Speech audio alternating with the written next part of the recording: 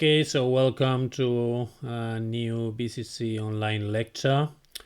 Today we're gonna review the development of the respiratory system.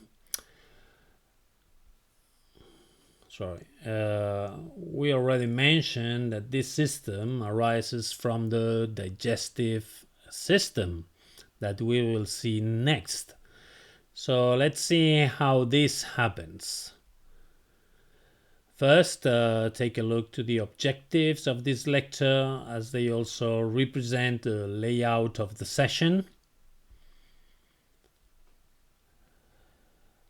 As we already mentioned, the respiratory system begins to develop as a small outgrowth of the anterior wall of the foregut, which is the initial part of the digestive system.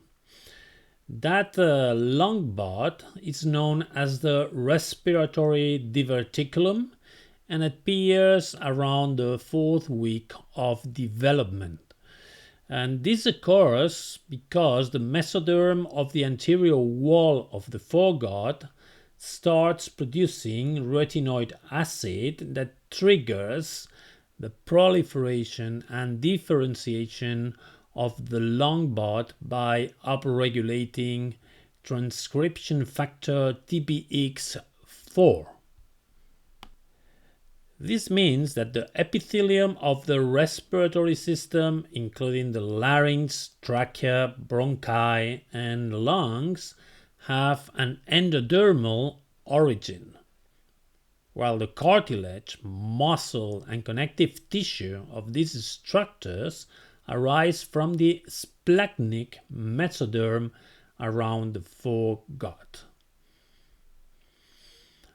At the beginning, the respiratory and digestive tubes are longitudinally connected, as you can see in figure A, but soon the two ridges grow from each side, as you can see in figure B, and these so-called tracheoesophageal ridges will fuse in the midline to form the tracheoesophageal septum that separates the esophagus in the back of the, which is located in the back, and the trachea and long bud in the front.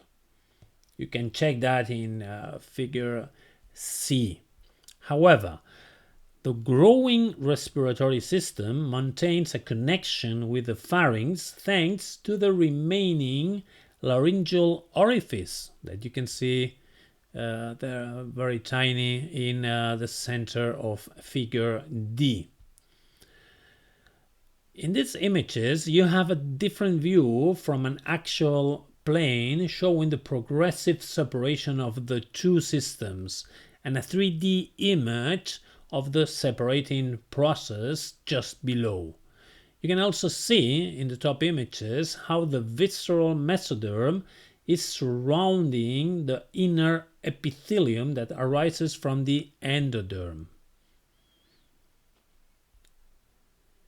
So, we already know that the internal lining of the pharynx is of endodermal origin, but in the case of its muscles and cartilages, they arise from the 4th and 6th pharyngeal arches that we'll review when checking the head development. And these arches give rise to the thyroid, cricoid, and arytenoid cartilages.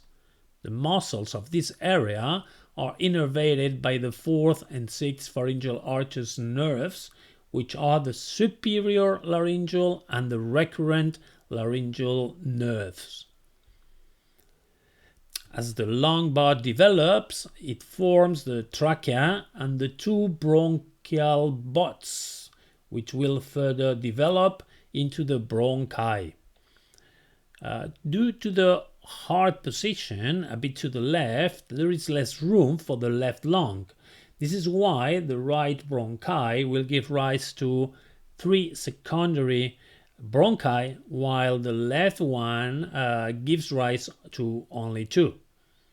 As the lungs grow, the visceral pleura lining the inside and the somatic pleura lining the internal wall of the thorax define a virtual cavity known as the pleural cavity. You already know that this virtual cavity contains a small quantity of serous liquid that is meant to facilitate the sliding of the lungs when breathing and moving inside the thoracic cavity. The secondary bronchi will divide into 10 tertiary bronchi in the right side and 8 in the left side. After birth, the child will develop 6 more bronchial divisions. All these divisions are known as the bronchopulmonary segments in the adult.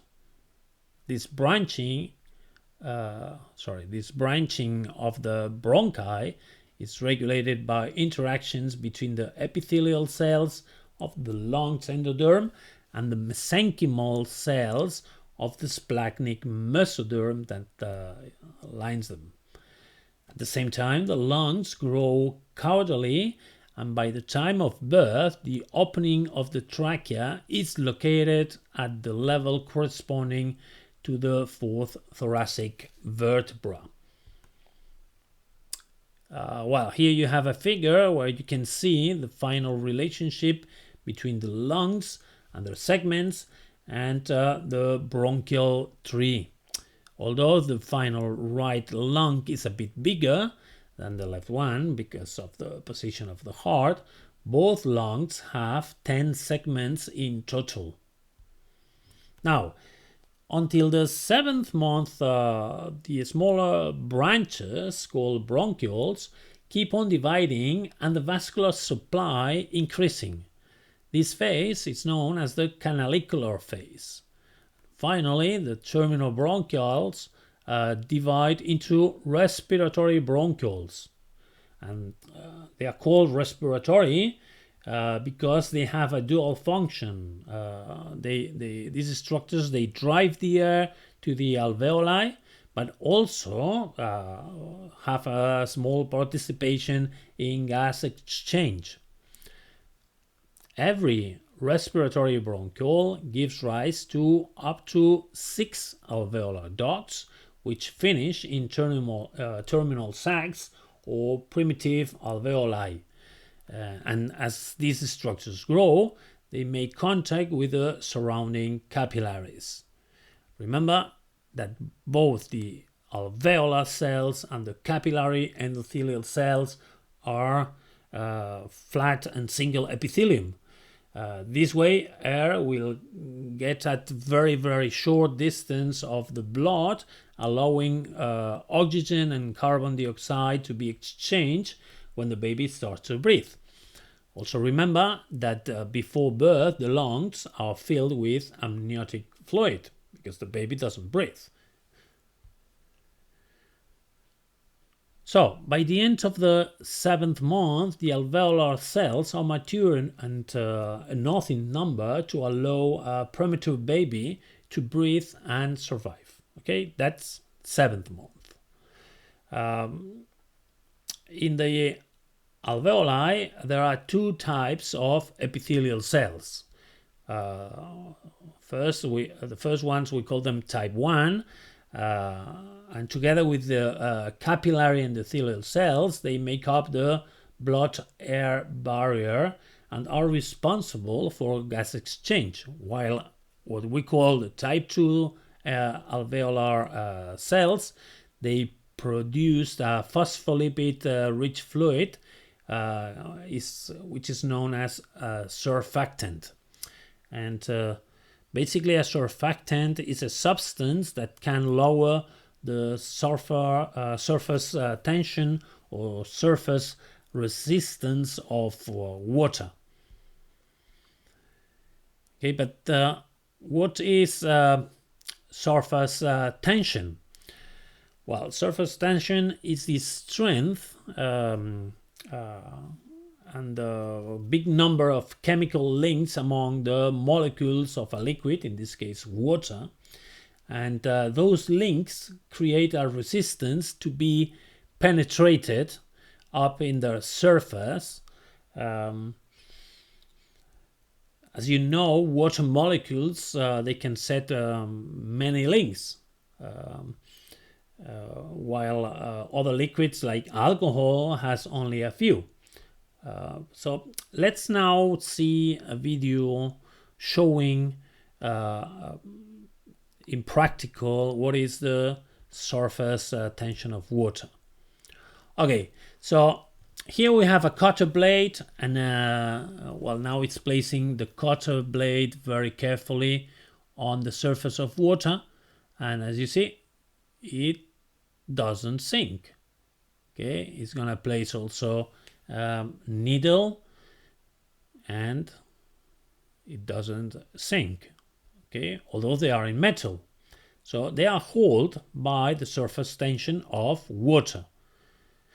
The resistance of the surface of the water is enough to hold these two bodies. But now, when they add a surfactant, like in this case was soap, the soap molecules get instantly in between the water molecules and interrupts the interactions of those water molecules. So the resistance or tension of the surface goes away instantly, and the metal sinks into the water. Okay, going back to the respiratory system, alveoli are so small that their water-wet walls are very close together. If there is no surfactant, the walls of the alveoli would stick to each other after every expiration, making breathing very difficult for the baby. Anyway, in a 6 to 6.5 months premature baby with not enough surfactant, and where alveoli would collapse, doctors try to provide artificial surfactant to the alveoli to help the baby breathe. It seems that the surfactant is also involved in triggering birth. Surfactant phospholipids increase rapidly from the 34th week and on, and when the phospholipids escape into the amniotic fluid through the mouth, they stimulate the macrophages of the amniotic cavity. And these activated macrophages may migrate to reach the uterus, where they produce immune proteins that trigger the production of prostaglandins. And these in turn cause uterine contractions. So it's logical that the fetus sends some kind of signal only when the lungs are prepared to breathe efficiently, because such a mechanism ensures the baby survival. Alright, so besides the internal preparation of the lungs, that chemical preparation to perform a proper gas exchange, breathing is also dependent on the fitness of the diaphragm, which is the main respiratory muscle, and the other respiratory, let's say, accessory respiratory muscles. And this is why breathing movements begin before birth, when the baby is inside the womb and intakes amniotic fluid. When the baby is born, the lungs fill with air and expand, so they become bigger. And there is a bit of liquid inside of those lungs that is absorbed by the blood vessels, but the surfactant is left on the lining the surface of the alveoli and preventing their collapse. Now, although at birth the lungs are totally operational, during the first 10 years of life, the bronchioles and alveoli will increase their number by 6 times to reach the structure of an adult lung. And this is all in regards to the respiratory system embryology. Hope it was clear enough, and we can go back to the streaming session. That's all, folks.